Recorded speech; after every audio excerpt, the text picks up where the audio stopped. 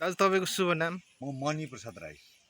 मणि प्रसाद राई। अनि यो ठाउँको नाम के भयो? यो चाहिँ कानेपोखरी गाउँपालिका वडा नम्बर 6 मा पर्छ। वडा नम्बर 6। यहाँ तपाईँ चाहिँ यो कृषि गर्दै हुनुहुन्छ हैन?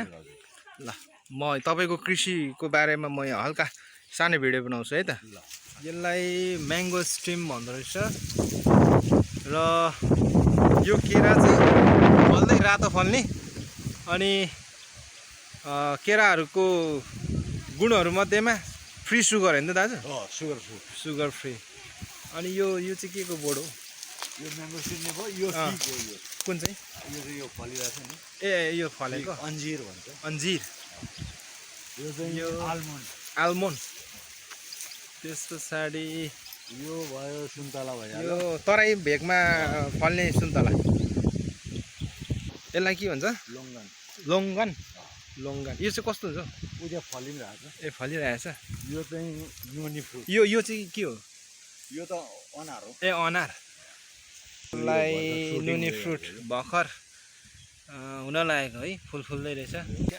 यो सानो फुल्दैछ। यो चाहिँ कालो अम्बक।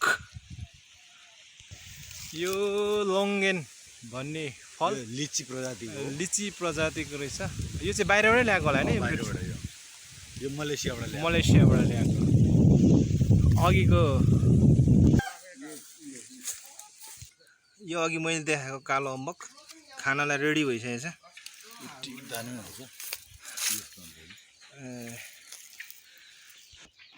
यो बिरुवा चाहिँ ज्यापनिज हल्ला बेत भन्दो रहेछ यसलाई। यो चाहिँ फेरि व्हाइट स्यान्डलवुड हो। White sandal? स्यान्डलवुड श्रीखण्ड। यो अर्कै हो यो त्यसैमा? यो चाहिँ कस्तो हुन्छ नि, परजीवी अर्काको जराबाट खान्छ यसले। यो चाहिँ बाँच्दैन। अर्कोसँग निर्भर। यसको जराले जे बनाउँछ त्यो चाहिँ यसले खान्छ। एक्लै रोप्यो भने यो यो चाहिँ मुन्तला। यसलाई फ्रिक अन्जीर भनिँदो रहेछ। अनि यो चाहिँ सेतो खालके बैगुन होइन? ठ्याक्कै अन्डा जस्तो देख्दो रहेछ नि। यसलाई एक प्लान्ट नै भन्छ। एक प्लान्ट। Custard Apple. यो चाहिँ कस्तो हुन्छ? यो फसफसे खालके हो। सरिफा। सरिफा। यसलाई के भनिन्छ अरे दाजु? जाइफल। यो के को लागि यो गर्छ? छोक्रा। छोक्राको बोट यस्तो हुन्छ है।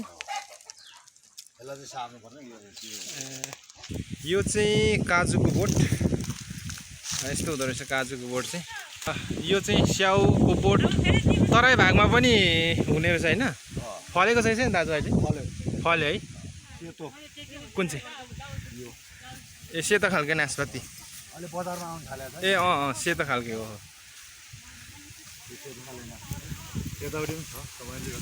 यो बाँसलाई के बाँस छ अरे दाजु? यो मुरली बाँस। मुरली बाँस। लेमिनो लेबन। लेमिनो जातको यो त अब कफी भइगयो। यसलाई के भन्छ? रामबुटान। यो यसको फल कस्तो हुन्छ?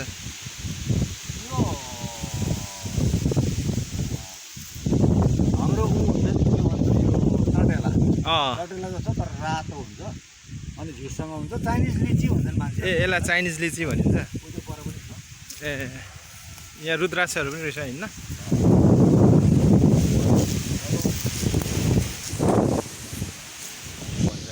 Star fruit. यसको फल कस्तो गुलियो अमिलो? कस्तो गुलियो अमिलो कस्तो हुन्छ? यसको गुलियो अमिलो हुन्छ। खासमा यो बिरुवा चाहिँ दाजु कहाँ हो? कुन देशबाट खास ल्याउनु भएको यो? मैले मलेसियाबाट, थाइल्यान्डबाट र इन्डोनेसियाबाट ल्याएको छु। भनेपछि यो विदेशी जातको है? घरको भनेको धेरै चाहिँ। हजुर। यो अगरवुड भन्छ यसलाई। सुन्नु भएको छ कि सुन्नु भएको? म त सुनेको छैन यो अगरवुड। यो चाहिँ खास के हो यसको? सबभन्दा महँगो रुख भनेको यो है? यो कति वर्षमा चाहिँ काट्नु योग्य हुन्छ त फेरि? यो चाहिँ फङ्गस। यसको यो भित्र चाहिँ फङ्गस हुनुपर्छ। हजुर होइन? यो 10 वर्षदेखि पछाडि चाहिँ। अनि यसको चाहिँ अहिले बजार मूल्य यसपाल अन्तर्राष्ट्रिय बजारमा $70,000 प्रति किलो छ। प्रति किलो? सुनभन्दा महँगो र हिराभन्दा महँगो भन्ने। अनि यो बोट चाहिँ तपाईँकोमा एउटै मात्रा रोप्नु भएको? होइन, यो ए अब यसको सिड निकालेर पनि मैले हजुर यो चाहिँ 12 मसला, यसलाई 12 मसला हुन्छ अलि स्पाइसिस भन्छ यसलाई। हजुर हामी 12वटा मसला मिसाएर चाहिँ गर्छौँ होइन। हजुर यो चाहिँ आफैमा यो माडेर तपाईँले गर्न सक्नुहुन्छ।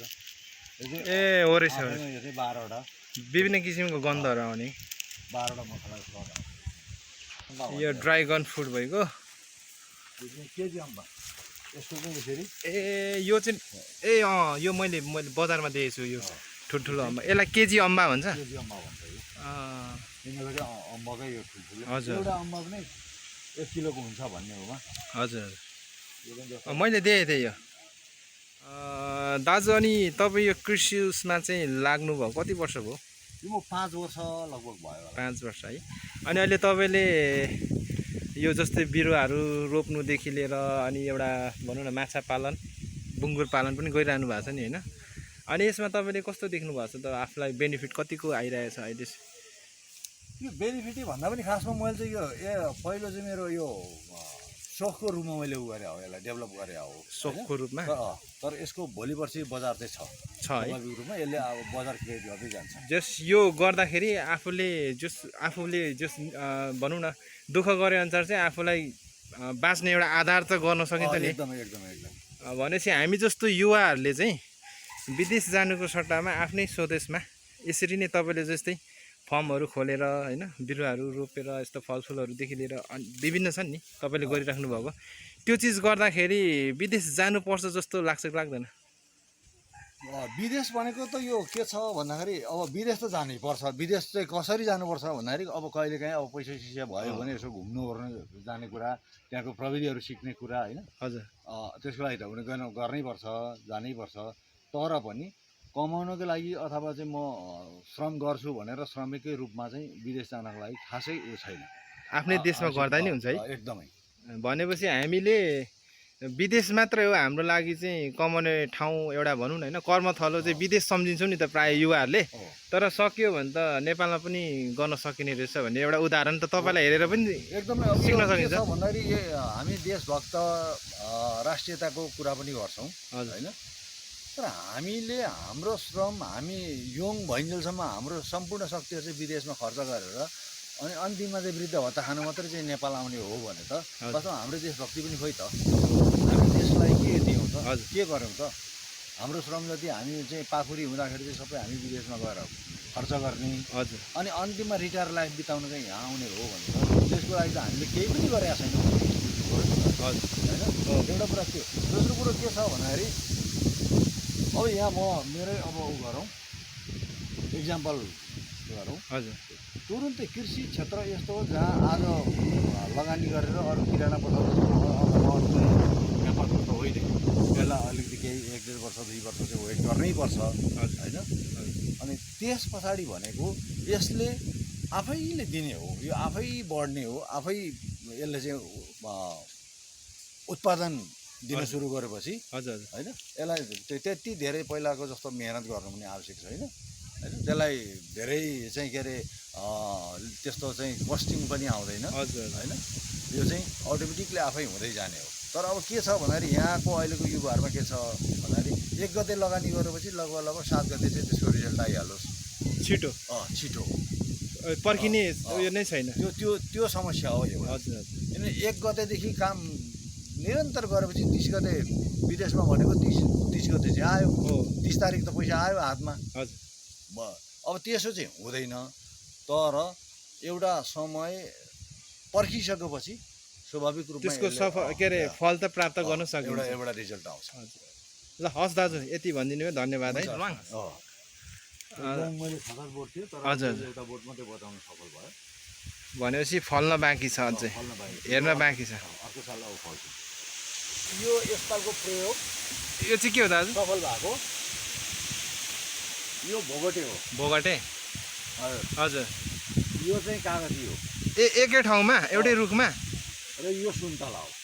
ए भनेपछि एउटै रुखमा बोटमा चाहिँ तपाईँले 3टा प्लान्ट चाहिँ 4वटा थियो। 4वटा है। यहाँ अर्को चाहिँ के अरे मोरङ्गी राखेको थियो मैले। हजुर यो मोरङ्गी बाँचेको थियो तर यो मोरङ्गी मर्यो। हजुर अब यो सम्भवतः अर्को सालदेखि अहिले अलिकति यसमा चाहिँ लिफ मिनरको असर देखिरहेको थियो। यो लिफ मिनरको उ गरेपछि यो भइहाल्छ। हजुर यो एउटै बोटमा सुन्तला पनि फल्छ, भोगटी पनि फल्छ र कागती पनि फल्छ। एउटा तपाईँले नि एउटा जस राम्रो काम गर्नुभएको रहेछ, यो चाहिँ नयाँ प्रयोग हुने नयाँ जस सक्सेस भयो। सक्सेस भयो। हिङ भन्नाले कस्तो यो हिङ नभए हिङ मानेको टालो छ भन्छन्। हित्ते हो। औषधिको रूपमा पनि प्रयोग हुन्छ, यो चाहिँ मसलाको रूपमा पनि प्रयोग हुन्छ। यो हिङ नभए नि हिङ टालेको यो छ भनेको बोट चाहिँ यो हिङ भनेको यो रहेछ है। यसको हिङ साथ कहाँबाट ल्याउनु भयो यो चाहिँ? सबै निस्केको हुनसक्छ। यो बाहिर माथि हिमाली भागबाट हो कि अनि यो तराईमै हुने, तराईमै हुने हो? सबै हिङ निस्केको हुनसक्छ अहिले। तर यो यो हिङ चाहिँ चोप जस्तो निस्किने रहेछ र त्यसलाई चाहिँ कलेक्सन गर्नुपर्ने रहेछ। यो यहाँ अलिकति अस्ति निस्केर यो एउटाको टिपेर मैले गरेँ। हिङ चाहिँ यस्तो हुने रहेछ, यो चाहिँ ओरिजिनल हिङ, ओरिजिनल हिङ है। 100%। यो चाहिँ यसमा के हुन्छ भने चाहिँ यो हिङ चाहिँ यसरी टुप्पोमा यसरी जोडिएर आउँछ। हजुर। अनि यो चाहिँ कलेक्सन, त्यसलाई चाहिँ कलेक्सन गर्नुपर्ने। यो चाहिँ के तोलाको हिसाबले हो कि कस्तो? यो जस्तो तपाईँले सेन्ट यसो उ गरेर गर्नुभयो। यो चाहिँ फाइटर भाले, यो चाहिँ फाइटरको पोथी र चल्ला होइन? भाले र त्यो व्हाइट उ चाहिँ यो जुन चाहिँ लामो पुच्छर भएको त्यो चाहिँ योको आमा। योको आमा। विभिन्न प्रजातिको जस तपाईँले चाहिँ कुखुराहरू पनि पाल्नु, सिल्की ओल पोलिसहरू पनि। सुपारी जस्तो छ तर यसलाई चाहिँ रोयल पाम्फी होइन? Royal palm fruit. लोयम पाम फ्रुट। यसको यो बनावटै फरक हुन्छ।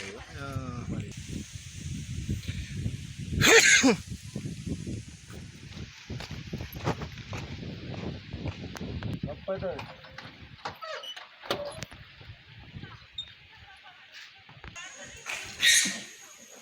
यो चाहिँ भर्खर जन्मिएको। यिनीहरूलाई अलिकति त्यो हिट पुगेन र अनि यहाँ ल्याएर राखिदिएको त्यहाँ।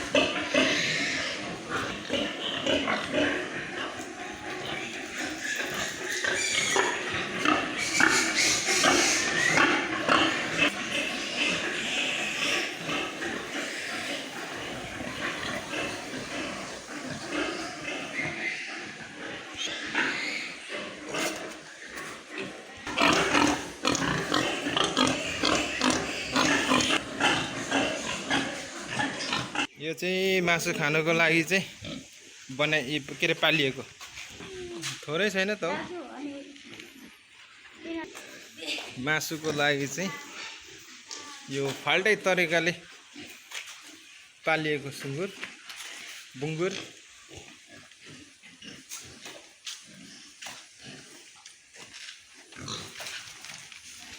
मान्छे आयो कि चारो दिनु आँटेको भनेर पुरै सेना मेनाहरू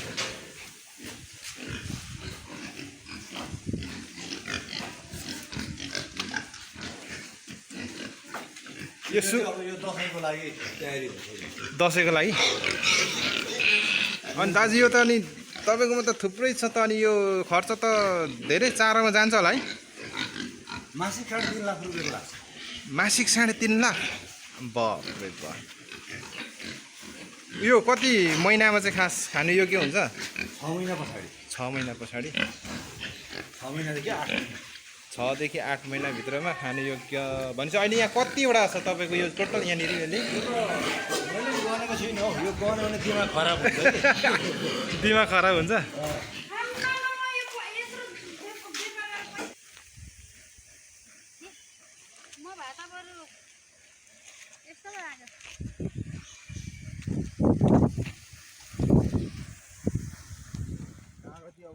कागतीको बोटहरू यहाँ कति लगभग तपाईँले कति बोट बिरुवा राख्नुभएको छ हौ कागतीको दाजु?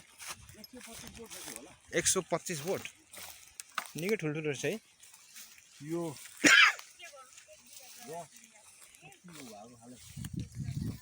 यसलाई चाहिँ कति बेला टिप्ने? अब टिप्ने बेला जस्तो देखिन्छ देख्नु चाहिँ मङ्सिर पुसमा त्यति बेला चाहिँ पुरै रस बसिसकेको हुन्छ है।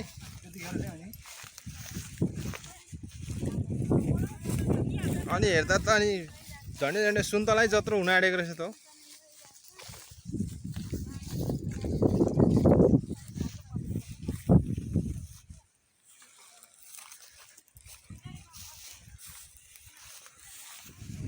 3 बिघा जमिनमा हाम्रो राई दाजुले चाहिँ विभिन्न प्रजातिको बोट बिरुवादेखि लिएर कृषि सम्बन्धी सबै कुराहरू उहाँले गर्नुभएको छ। 15 वर्षमा यहाँका चाहिँ र यो चाहिँ के को बोट हो भन्नुभयो?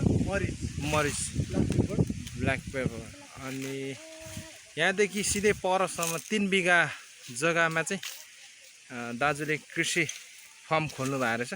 यो चाहिँ अनि ब्ल्याक टर्मरिक, हजुर ब्ल्याक टर्मरिक भन्नुको अर्थ यसलाई कालो बेसार होइन? कालो बेसार हो, यो चाहिँ सामान्य हामीले खाने बेसार। पहेँलो बेसार। अनि यो खास यो कालो बेसार चाहिँ के को लागि युज गरिन्छ दाजु? यो चाहिँ यसमा चाहिँ जडीबुटीको हुन्छ। यो जडीबुटीमा चाहिँ के अरे जडीबुटीमा आयुर्वेदिकमा चाहिँ आयुर्वेदिक प्रयोग गरिने छ। र यसलाई चाहिँ हामीले यो पहेँलो बेसारकै साटो पनि यो खान सकिन्छ सकिन्छ है।